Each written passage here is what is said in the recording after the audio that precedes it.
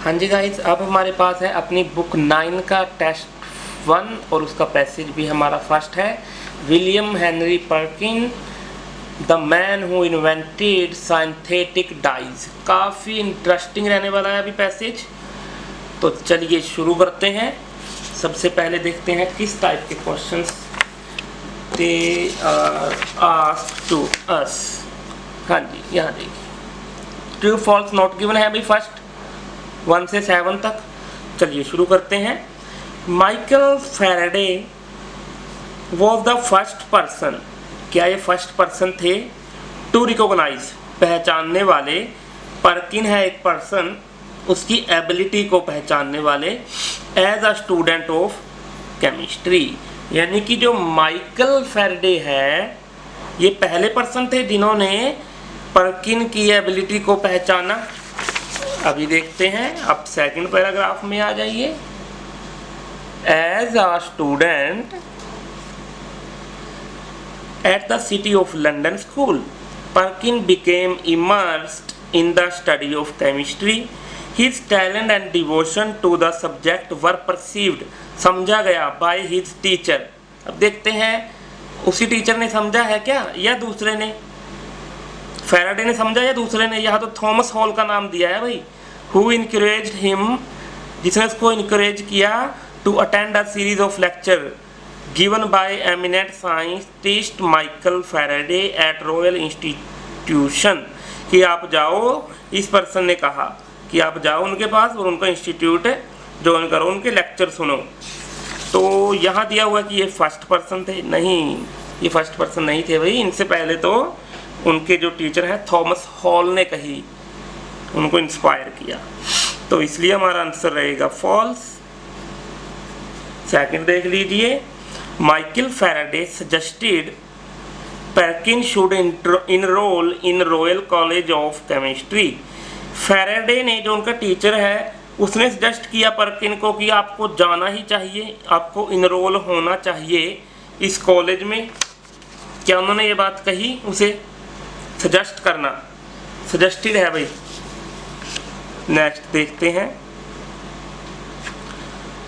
Those speeches fired the young chemists enthusiasm further, ठीक है, उसकी स्पीचेज ने उसका उत्साह बढ़ाया काफ़ी। एंड लेटर, बाद में गया है भाई वो, उसने सजेस्ट किया है कि आपको जाना चाहिए, ये कहीं नहीं दिया गया, और बाद में वो चला गया royal College of chemistry.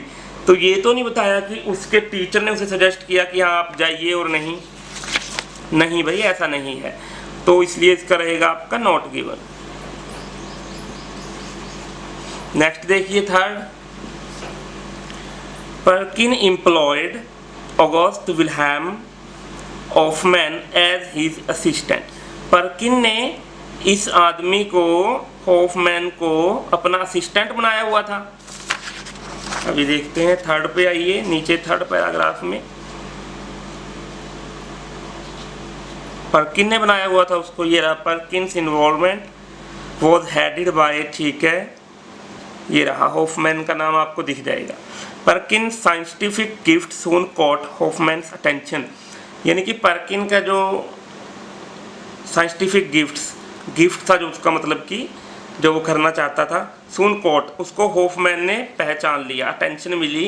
And within 2 years में ही became Hoffmann's youngest assistant. Youngest assistant बन गया वो। कौन बना? पर्किन बना है भाई हॉफमैन का यंगेस्ट असिस्टेंट। यहाँ दिया हुआ है कि पर्किन ने इसको काम दिया, हॉफमैन को नहीं, ये उल्टा है भाई। हॉफमैन का असिस्टेंट पर्किन बना है, तो इसलिए इसका आंसर रहेगा फॉल्स।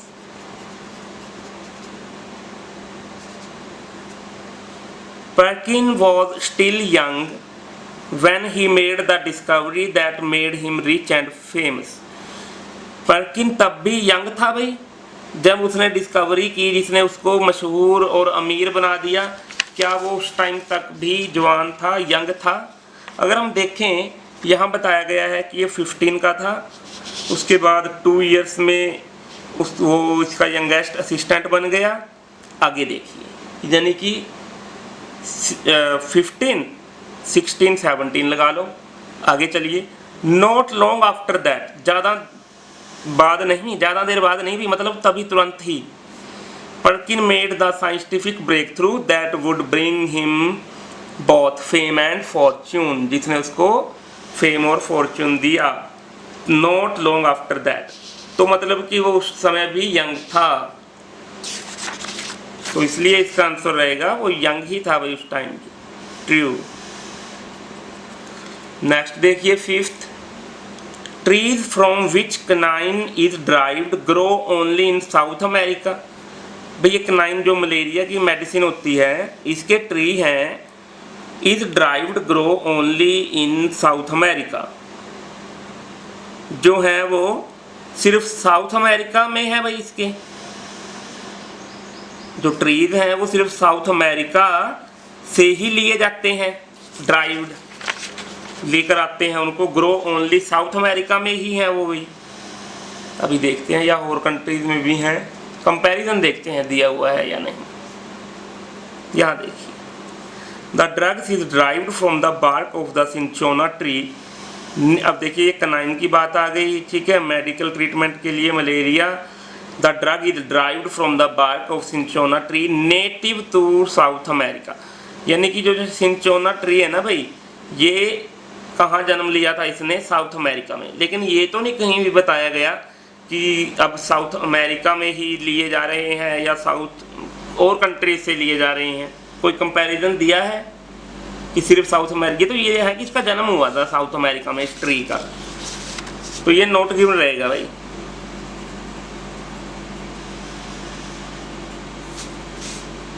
नेक्स्ट देख लीजिए sixth, Perkin hoped to manufacture a drug from a coal tar waste product. Perkin hope मतलब आशा थी उसको मैन्युफैक्चर करना, बनाना है एक ड्रग कोल तार वेस्ट प्रोडक्ट से, उन्होंने ड्रग को बनाना है जो कि वेस्ट है कोल तार। अभी देखते हैं सिक्स्थ से नेक्स्ट पैराग्राफ में।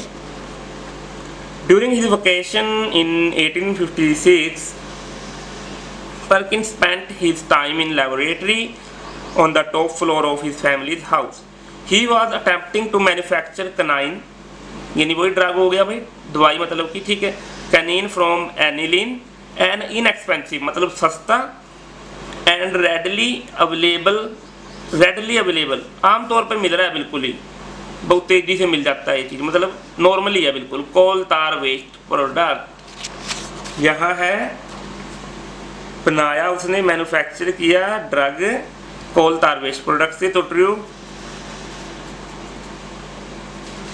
7 देखिए, पर्किन वॉज इंस्पायर्ड, पर्किन को इंस्पायर किया गया discoveries of famous scientist Lewis pasture की डिस्कवरी के द्वारा उसको इंस्पायर किया गया। यहीं देखते हैं, यहाँ इसकी बात की गई है। And proving the truth of the famous scientific Louis Pasteur's word, chance favor only the prepared mind. Perkin saw the potential of his unexpected find. ठीक है, उसने इसके मतलब कि फेमस साइंटिस्ट था जो इसकी बातों को सच बताया पर्किन ने, कि जो चांस है वो उसी को दिया जाता है जो पहले से ही माइंड तैयार है। तो ये कहाँ है भाई कि उसके एक्सपेरिमेंट से वो इंस्पायर हुआ, ये नहीं है भाई कहीं भी दिया हुआ, इंस्पायर हुआ उसकी डिस्कवरी से, नॉट गिवन रहेगा।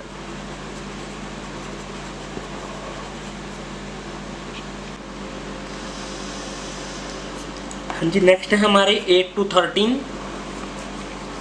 जो है नो मोर देन 2 वर्ड्स। तो चलिए इनको शुरू करते हैं। सबसे पहले फर्स्ट क्वेश्चन देखते हैं क्या पूछा गया है। बिफोर पर्किन्स डिस्कवरी, पर्किन ने जो डिस्कवरी की थी कलर्स की, उससे पहले with what group in society, society में कौन सा ग्रुप था, was the colour purple associated, जिसके साथ कलर पर्पल को जोड़ा जाता था, एसोसिएटेड था। कौन सा ग्रुप था भाई सोसाइटी में वो, यहां देखिए।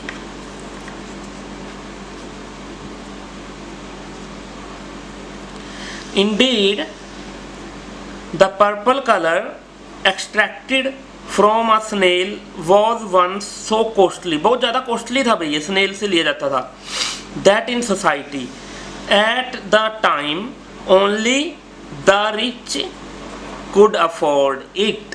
सिर्फ कौन सा ग्रुप अफोर्ड कर सकता था भाई? सिर्फ अमीर लोग ही पहनते थे, उसको अफोर्ड कर सकते थे जो स्नेल से लिया जाता था। तो द रिच या फिर अकेला रिच लिख सकते हैं, रिच। 9th देखिए, what potential did Perkin immediately understand that his new dye had? जो उसकी नई डाई थी भाई कलर वाली, ठीक है, उसमें पोटेंशियल मतलब कि क्या ऐसी क्षमता थी जो पर्किन ने एकदम से अंडरस्टैंड कर ली, वो एकदम से समझ गया, ऐसा क्या था उसके अंदर? 9th इसी पैराग्राफ के लास्ट लाइन में आइए, इससे निचले वाले की, यहां देखिए, but perhaps the most fascinating of all Perkin's reaction to his find was his nearly instant recognition, एकदम से इंस्टेंट रिकॉग्निशन किया उसने, that the new dye had, क्या है उसकी न्यू डाई के पास? कॉमर्शियल पॉसिबिलिटीज, कॉमर्शियल पॉसिबिलिटीज है भाई, एकदम से इंस्टेंट या इमीडिएटली समझ गया वो। तो हम इसमें कर सकते हैं कॉमर्शियल अकेला भी ठीक है, अगर पॉसिबिलिटीज लिखा हुआ है दोनों ही ठीक रहेंगे, possibilities commercial possibilities. 10th what was the name finally used to refer the first colour Perkin invented, जो पर्किन ने अभी पहला कलर बनाया था उसका क्या नाम रखा गया? फाइनली, फाइनली बताना है भाई उसका क्या नाम रखा गया। यहां देखिए, पर्किन ओरिजिनली नेम्ड हिज, ये तो पर्किन ने दिया है भाई उसको नाम, क्या नाम दिया? Tyrian purple. अब कई स्टूडेंट ने ये लगा दिया होगा टायरियन पर्पल, लेकिन but it later became commonly, finally क्या हुआ? It later became commonly known as Maui.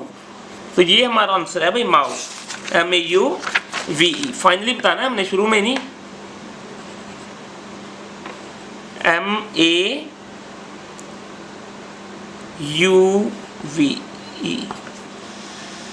Next देखिए 11th what was the name of the person Perkin consulted, जिसको पर्किन ने कंसल्ट किया, बिफोर यानी कि जिससे वो मिला, before setting up his own dye works, यानी उस पर्सन का क्या नाम था जिससे पर्किन मिला अपना डायरी का काम शुरू करने से पहले।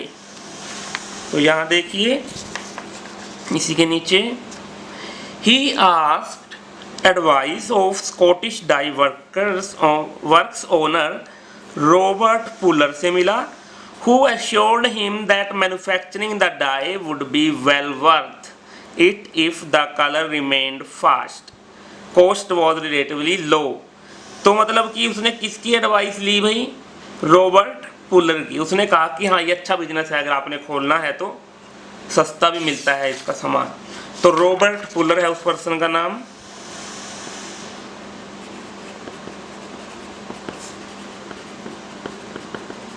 नेक्स्ट देखिए, in what country did Perkins new invented colour first become fashionable, वो कौन सी कंट्री थी भी जिसमें उसका जो नया कलर था वो सबसे पहले फैशनेबल बन गया, सक्सेस मिली जहां उसको।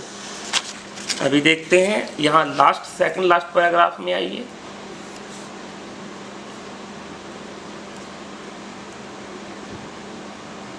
The dye works began producing the world's first synthetically dyed material in 1857. ठीक है, The company received a commercial boost, मतलब बहुत ज़्यादा तरक्की मिली, from the Empress Eugenie of France. तो कंट्री का नेम क्या हुआ भाई? When she decided the new color flattered her, तो मतलब फ्रांस में हुआ भाई सबसे पहले फैशनेबल।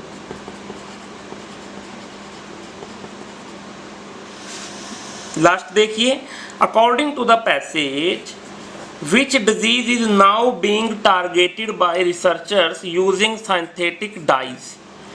कौन सी बीमारी है भाई जिसके ऊपर निशाना साधा जा रहा है आजकल के रिसर्चर्स के द्वारा कि उस बीमारी से सिंथेटिक डाइज से इस बीमारी से लड़ा जा सकता है, ऐसा कुछ बताया होगा।